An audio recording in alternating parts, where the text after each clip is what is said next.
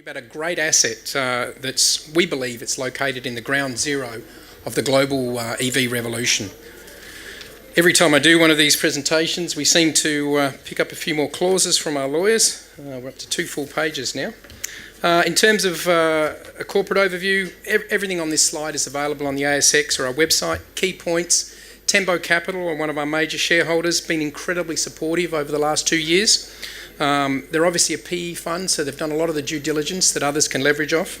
Hawaii Cobalt joined the register in December of last year, hold just under 15%. Biggest cobalt chemical refiner in the world, about 80% I think of the total world's production. And we've obviously got an experienced management team on board. I realise there's sometimes a lot of information in these presentations, and many of you will see quite a few over the next few days, so I thought I'd highlight the key messages up front that we'd like you to take away. They are: Nzuri has a great copper asset with high-grade cobalt. We don't have minute grades of that cobalt, but real stuff that you can see and actually pick up in the pit area. It can be mined economically and ethically, key points for cobalt anywhere in the world. It's in the Congo, but so is most of the world's cobalt. Secondly, once our funding discussions are finalised, ready to go. It's fully permitted. And finally, we've got great exploration partnership with Ivanhoe, perhaps one of the world's best explorers. I won't be talking too much today about Ivanhoe or that exploration, but we're happy to chat at booth 20 or in the bar, or we can put you in touch with our tame geologist. After a fair bit of negativity this year around the new DRC mining code, which impacted our share price fairly massively, if I can be honest, you have to ask the question, why bother with the DRC? I've got quite a few points on the screen. There are great gold, tin, lithium assets in the country, but the key driver in our mind for DRC investment is copper and cobalt, and an understanding that you can't get cobalt in the DRC without mining the copper.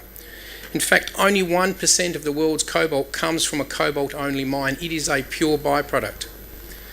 There are obviously a few strong positives in the DRC. It's got good rail, road, relative stability, good skills, and there's also the opportunity to tap into some sort of ethical sourcing angles, at least from our perspective. I think it's, in terms of copper and cobalt, I think a lot has been written, especially about Nissan Leafs, Tesla Model S's, Model 3s, lately the Neo, Volkswagen and BMW's plans for EVs.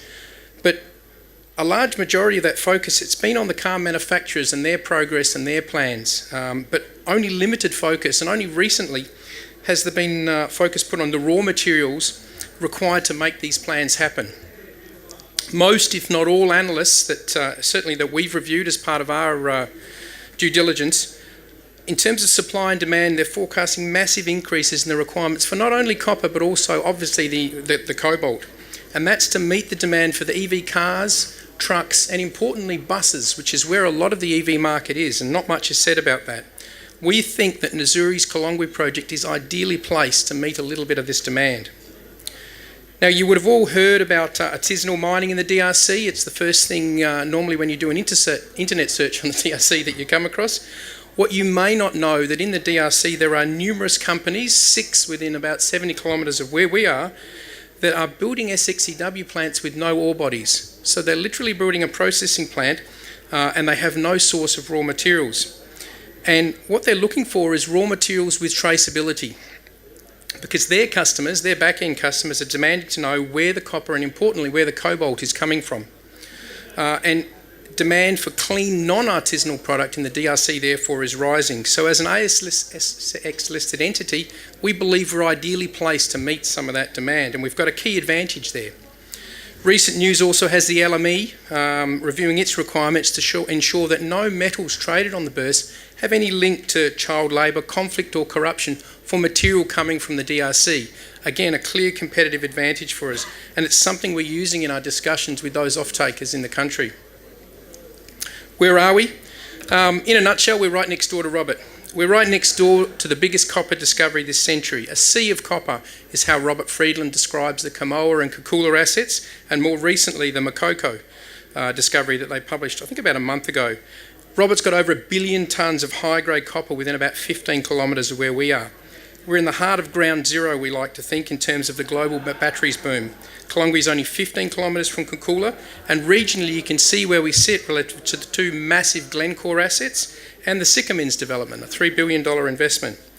When I was in the DRC in July, I was told that Glencore had produced 20,000 tonnes of cobalt alone from the two mines that you see on the screen there. Conservatively, some $10 billion has been invested within 100 kilometres of where we are.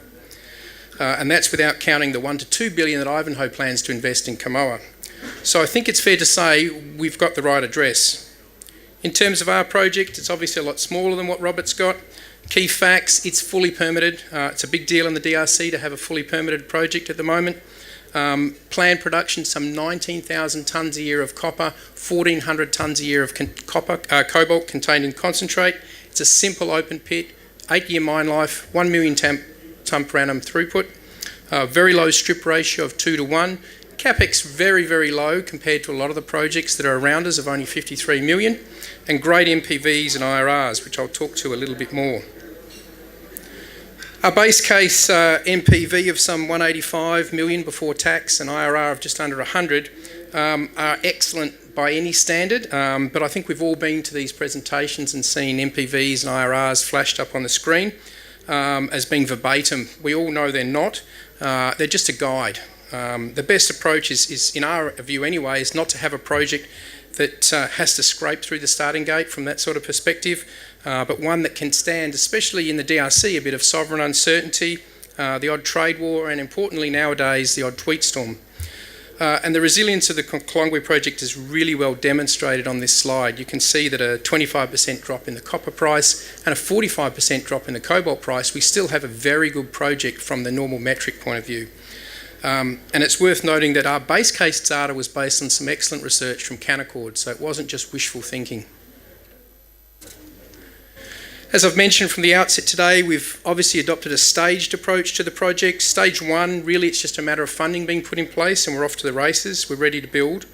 And then secondly, the process simplicity of what we're proposing to do, which is a really straightforward dense media separation plant with no chemicals. We're not exposed to the multi-year ramp up that a lot of the HPEL plants and the SXEWs are. We're talking weeks as opposed to years. From a funding perspective, our strategy, much like the project, is pretty simple. We're targeting a 50-50 debt equity split, some 50 to 60 odd million dollars to bring the project in production. To reach that target, we're talking to in-country lenders, which we've had some really good discussions lately with. We're talking to in-country off-takers. As I said earlier, there's about 6 XEW plants within 77 kilometres of us that have no ore source. They need what we can offer.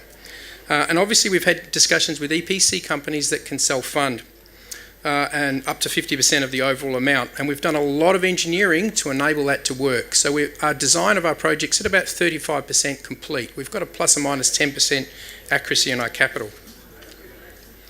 In terms of the actual project, although a lot of our spend over the last 18 months has gone into exploration, we have pursued a small early works program. What does that mean? We've fenced the entire permit, some 13 kilometres. We've put a full 3G phone tower up on the site.